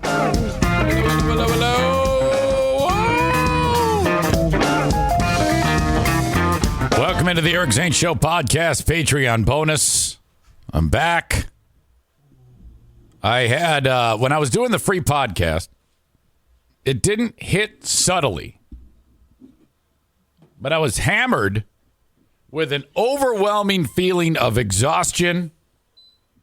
I'm not kidding you. It was palpable. I was like, I got to get out of this. 90 minutes is going to have to be enough. I'm just going to cut it and immediately go to bed. And I did. I think actually today I'm at about 60 to 65%, which is perfect. I can actually get through this with a little rest in between the shows. And the problem on Tuesday was the throat. I mean, it was so painful. It was just like any degree. I couldn't even talk the way I'm talking to you right now. It would have been like, it would have been awful. Because I couldn't, like I said, I only had 2 gears. You got to get 3rd, 4th, and 5th. So now, presentation-wise, I'm 3rd, 4th, 5th, but energy is not what it needs to be at all. So I completely ran out of gas on that first podcast. And then I was like, yeah, let the dogs outside. They come back inside and right to bed. 2 hours. Boom. Wake up. Good to go. Happening. Completely blessed that I can do this. I am so lucky because not everybody can do this. You know, I don't take this shit for granted. The people that have to work like the whole damn day, ugh, God, fuck that. If you're like typically when I do the show, I'm up at a little after 6, and then I go all day. I don't take a nap or anything. I don't have the I don't really have to lay down because if I'm feeling good, I can make it throughout the day because I've gotten enough sleep. But on days like today where I have to get back to work, but I am not yet where I need to be, it is an absolute blessing to be able to just, all right, we got to power down for a little bit. So thank you for your patience as I make my way through this. You all are fantastic. Jacqueline is out of surgery. And now I have to go and take care of her. I have an appointment at 2:30. I have to be at her house. Her lovely husband, that handsome devil Justin, just brought her out of the hospital. And now he's got a meeting, so somebody has to stay with her. She cannot be alone as she comes out of sedation for the rest of the day. So your old pal Eric Zane, Johnny on the spot.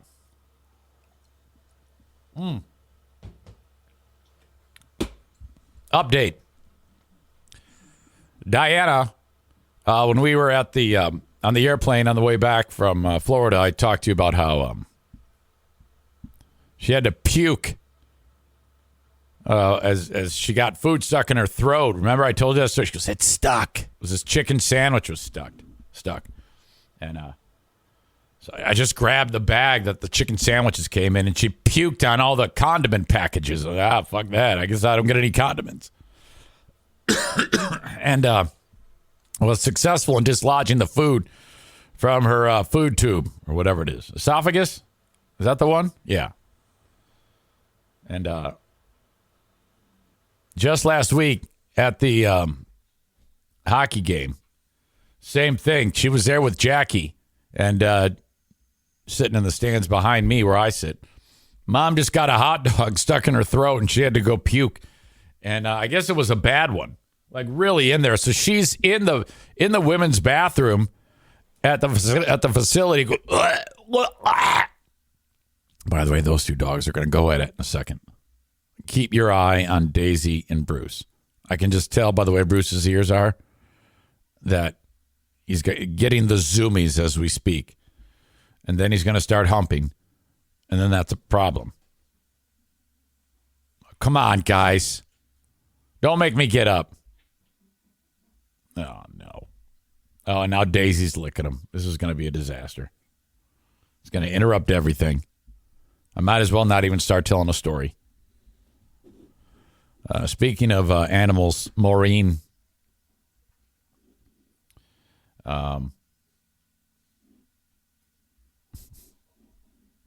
Maureen sent me pictures.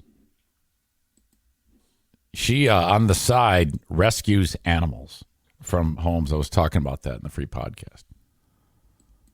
Look at these 4. Oh, my God. Are you kidding me? I like this little guy on the end. They're all great. Apparently, the mom rejected these 4. So they got their hands on these pups. This is a cat she just rescued. Like she was just with her crew, and it looked like a cat that, a house cat that was real friendly. They opened up a can of food, and the cat came right up to him. It's of course, the interior of the house, one of the rooms has Michigan State on one of the walls there. The cat's probably taking a pee right now on Sparty. That's what's happening there. And then look at this cat. This is the same cat. What an adorable cat. This is when they rescued it right here. She does this stuff. Hey, knock it off. In fact, my pal Maureen writes, thanks for the shout out on the podcast. It reminded me to share my new foster kitty with you. I scooped her up off the mean streets of Flint while doing outreach this past Sunday. It was below freezing, and I spotted her eating spaghetti out of a garbage can. Well, everybody in Flint does that. So we stopped, popped open a can of cat food, and put her in a carrier. We think she may have been dumped, and she's in good shape and very friendly. Bonus, she's not pregnant. Her name is Miley, and she's my first foster feline. It makes me feel bad that I can't foster dogs for more than a short period of time, like 3-4 days max. It just stresses out my cats too much. And they are my first priority. So hopefully it will go well and I can continue to do it. Fostering saves lives. And we can't rescue them if we have nowhere for them to go. Shelters and rescues are overflowing with animals and desperately in need of more fosters. Hope you enjoy the pics of my beautiful Tortie, Miley. Miley is the Tortie cat. I'm also including some of the adorable puppies I saved. They're so cute. I got the mama off a chain and out of that backyard just in time. They would have died, and had they been born there, as mama rejected them, and they had to be bottle fed. Ugh. Hope you get more rest and feel better soon. I've had that GD cold since Christmas, and it really dragged me down. I'm still coughing. Take care, Maureen. Very sweet. Thank you for sharing. All right. So, busy today. Feeling better, but not completely recovered. All right. Now, if you notice the behavior of these two right now, this is like officially getting down to like round 1. Daisy gets down, which that might end the brouhaha right there. We might be able to navigate this without there being some type of international incident. Now Daisy's at my feet. Come on. I want to share with you Joe Biden doing something ridiculous. First of all, as he walks through the press corps in any one of several meetings in the last several days, they scream out questions about the documents at his residence, in his garage, and at his office. And he is ignoring everything. Oh, my God. You know, I don't know if you're the president and you throw those stones at Trump for all that shit with all those documents at his place, and you know you have documents, you should either A, not say anything to indict Trump, or B, indict him and then get the documents and bring him back to the White House. You know? I mean, why, if you really want to stay, keep your hands clean, just, throw him back in the file. I'm anxious to find out what was on those documents. What are you trying to keep from people? I am all in on getting the information or wanting to hear the information about what is going on there. Okay. And I think that the press is they're just licking their chops too. And I am all about the transparency. And if you're going to sit there and throw fuckface Trump under the bus, my God, this is fantastic. I see that some of those fuckface House Republicans like Marjorie Taylor Greene, and there was some other one. They're now that the Republicans are running the show in the House of Representatives, these maniacs are being pushed out to like lead committees and stuff. It is absolutely going to be a shit show in a good way, in a way that we can all enjoy. Enjoy the absolute shit show that is going to take place. But what I have for you is not about any of that. It's about the president honoring, the legacy of Dr. Martin Luther King Jr. In the room with him is, I believe, the granddaughter of Dr. King. No, I take it back.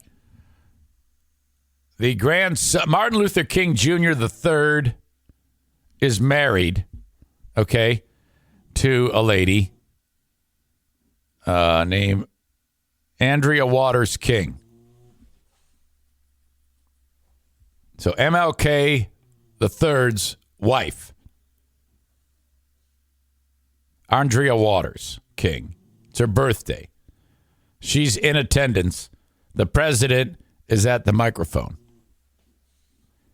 He says, "Oh, there's a birthday in the house," and it's her, this Andrea Waters King, Martin Luther King III's wife. And I'm going to sing happy birthday. And then he leads the group in singing happy birthday to Martin MLK III's wife and forgets her name. And he does the old, happy birthday, dear. Happy birthday to... No, I can relate. I would do this. I could do this. This is something that would happen to me. Audio check, video check. You've been a good friend for a long time. It's an honor to spend King Holiday with the National Action Network and with the King family, Martin and family. And I understand, there's Martin III, we celebrate a legacy of your beloved father and mother. They work for the beloved community, but congratulations today, the honor. Okay, so that's Martin Luther King Jr.'s son. Including your wife, who I understand is birthday today? Well, look, my wife has a rule in her family. When somebody's birthday, you sing happy birthday. You ready? Okay. Happy birthday to you. Happy birthday to you. Happy birthday, dear Valen. Happy birthday to you. Well, it's hell turning 30, but you got to put up with it. And Nancy Pelosi, who I think is literally... That was fantastic. I think everybody rolled with it, though. They were like, oh, he doesn't know her fucking name. Sing happy birthday. You ready? Happy birthday to you. Happy birthday, dear Valen. Happy birthday to you. Oh, that was spectacular. Oh, man. I witnessed something like that once when, I forgot the name of the fucking band. It might have been Audio Slave or some shit like that. Those guys were blowing through, and we were promised Chris Cornell. I forget at the venue. It might have been the Deltaplex. I don't even know if it was Audio Slave. I think it was Audio Slave. And it was Greg, Chris, Eric. Chris Cornell will be here. They didn't bring us Chris Cornell. They brought us the guy no one knows. And Greg was leading the interview. And he did that exact thing. Oh, yeah, we're joined by... And then just like continued on with the interview. It was so obvious. We didn't know who the fuck that guy was. Holy shit. Biden. God dang it. Ron Jeremy. Porn star Ron Jeremy, who might be the most unlikely person to be a porn star in the history of porn stars. You know, he looked he looked reasonably like a human being when he was much younger. But he started to look like an old man at like 24. He's 69 now, and he's accused of 34 counts of sexual assault, including 12 counts of rape. He's been in jail since 2020. Porn star Ron Jeremy, who, I'm not kidding you, back in the day, he became, one of the reasons why he became famous in porno, he had the ability to put his own ding-dong in his mouth. I'm not even kidding. He had that he was that limber and flexible, he could put his own ding-dong in his mouth. Holy shit. Look it up. I'm not going to link it, but if you were to look up Ron, what I'd say his name was? God, now I'm like fucking Biden. Ron Jeremy suck own ding dong or suck his own dick. You will see something spectacular. Okay?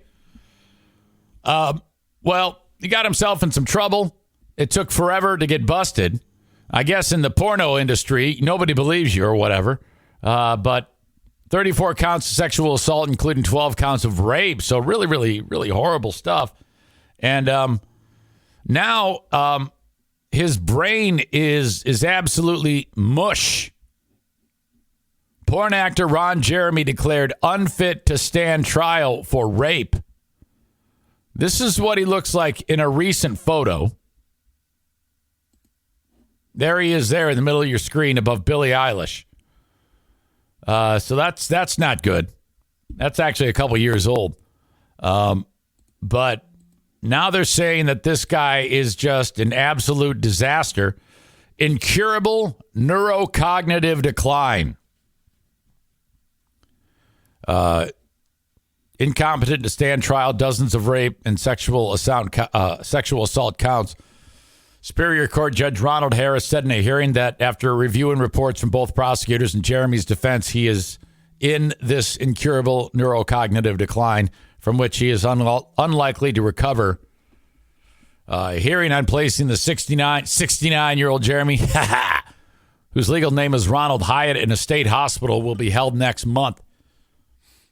When he was arrested 2 years ago, I said he would be found innocent of all charges, Jeremy's attorney, Stuart Goldfarb, said in an email. 2 years have passed, and with the additional discovery I received, I believe he would have been found innocent. It is unfortunate due to mental condition he will not go to trial and have the opportunity to clear his name. Nicknamed the Hedgehog. Among the best known and most prolific actors in the porn industry for decades, became a recognizable pop cultural novelty through reality shows, public appearances, and music videos. According to transcripts of grand jury testimony from the women and girls obtained by the AP, Jeremy would lure them into a small, secluded space, often the bedroom of a West Hollywood bar, and grill that he frequents, trap them, and then sexually assault them. The charges stemmed from a DA's task force set up to investigate entertainment industry sexual misconduct after reports about Harvey Weinstein in 2017 made the Me Too movement an international phenomenon. Jeremy was among a very few men charged in the task force's work, along with Weinstein himself, who was convicted of rape and sexual assault in December. Prosecutors are still deciding whether to retry Weinstein on several counts for which his jury was deadlocked. They plan to retry actor Danny Masterson on 3 rape counts after his jury failed to reach verdicts last month. Unbelievable. If you were eating at a Taco Bell and a woman came falling through the drop ceiling, I would expect her to look like this. This is her. And I realize if you're listening to the audio podcast, you might be like, what? Who? I can't. You'll have to click on the link. This was the scene in, I believe, McMinnville is Tennessee. In fact, I'm positive. This crackhead wandered into the ceiling from the went in through the men's bathroom and got up into the drop ceiling. And it's remarkable that she was crawling, through the ceiling and got that far into the restaurant. And then it finally gave way because those little tiles, they don't hold a lot. Robin Lynn Emig is the woman, 39 years old. She took off out the door. They called the cops. They found her behind the Citgo Pump and Pay West on Smithville Highway. And cops showed up, able to arrest her. When she was asked why she was in the ceiling, she said that she did not know that she was in the ceiling of the Taco Bell. She was transported to the hospital being under the influence and complaining of pain in her legs. Yeah, you felt. Can you? I just pray that there's video of that. My God. Entered through the restroom. There was damage to multiple ceiling tiles from the person that entered and fell through the ceiling. Emig was transported from the hospital to the Warren County Jail and was served 2 warrants. She was charged with public intoxication and burglary. I have the number. We need to reach out and see if we can get some correspondence.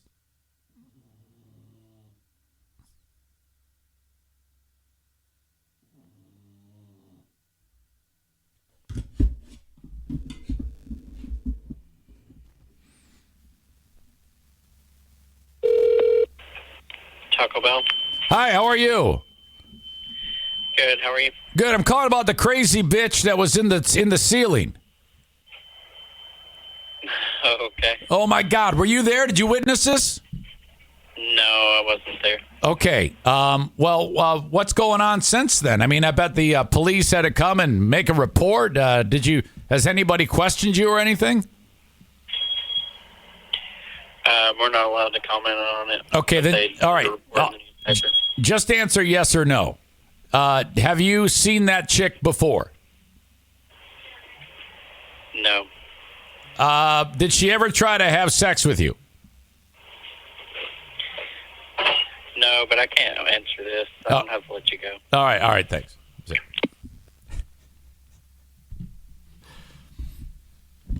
We can't comment on anything.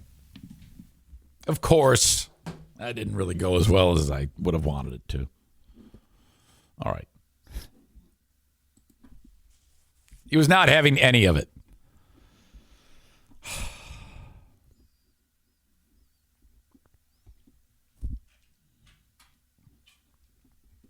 Where the fuck am I? It was a comment I wanted to read.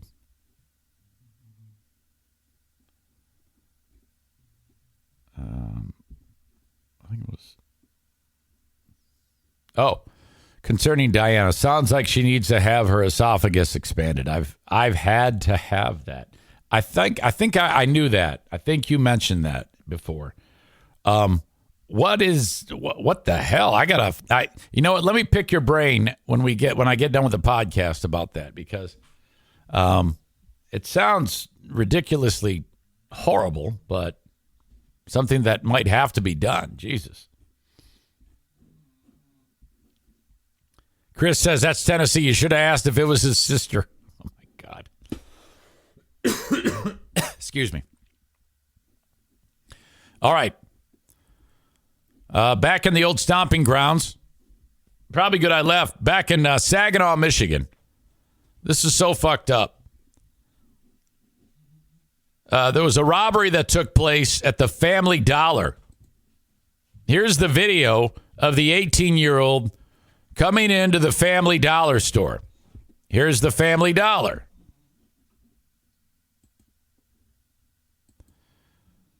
He's outside in the parking lot. And another young person is there, an 18-year-old wrangling the carts. And he helps her out. He helps her wrangle the carts. And then she goes inside with the carts.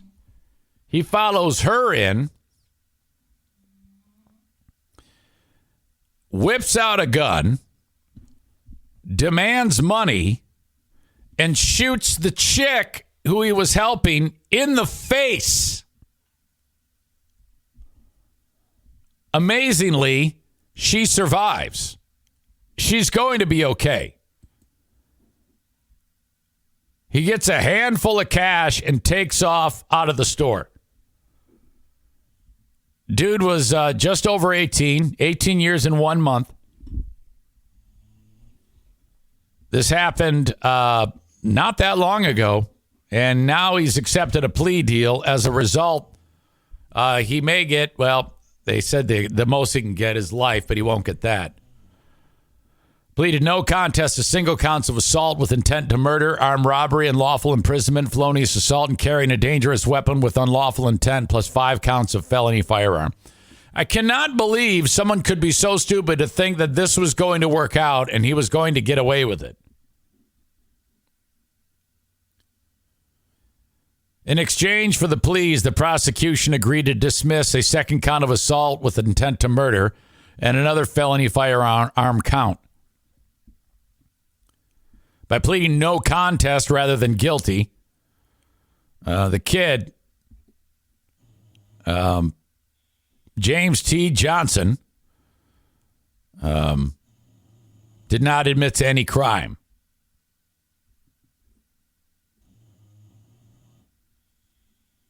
Demanded cash. She survived. In a February, this happened back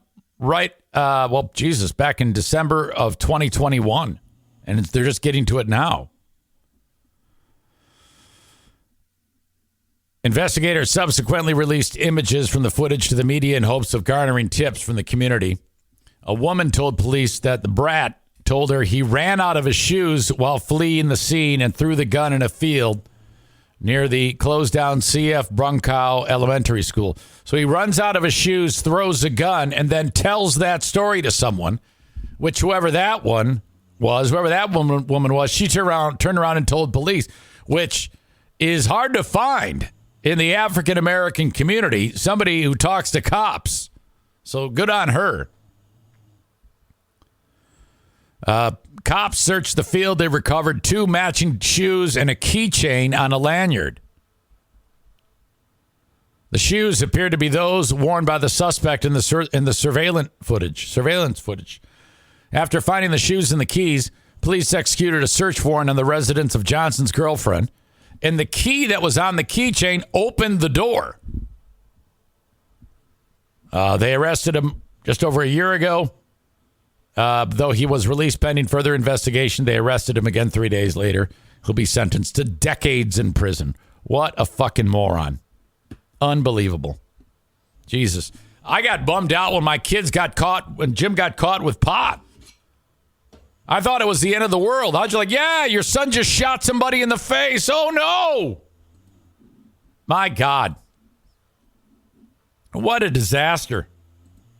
Horrible. And there we are, a nice bow onto the latest, the greatest, the not so great, not the best of the Eric Zane Show podcast. Thank you for listening to it. Advertise on the Eric Zane Show podcast. Drop me a line on email, eric@ericzaneshow.com, on the Shoreliners Striping inbox. I can put the masses of audience that are behind this show to work for you, and they would love to hear what you have to say. Reach out to me, eric@ericzaneshow.com. Check out the Patreon, patreon.com/Eric Zane. Follow me on Cameo. Sign up for a Cameo, and I'll deliver to you the best damn thing you're ever going to see. Birthday wishes, words of encouragement. You want me to roast somebody? I can be as sweet and polite or as mean as you want. That's up to you. I like them all. Cameo.com/Eric Zane. That's it for now. Have a good one. Fresh shows coming up on Tuesday, January 2nd. Till next time, bye-bye.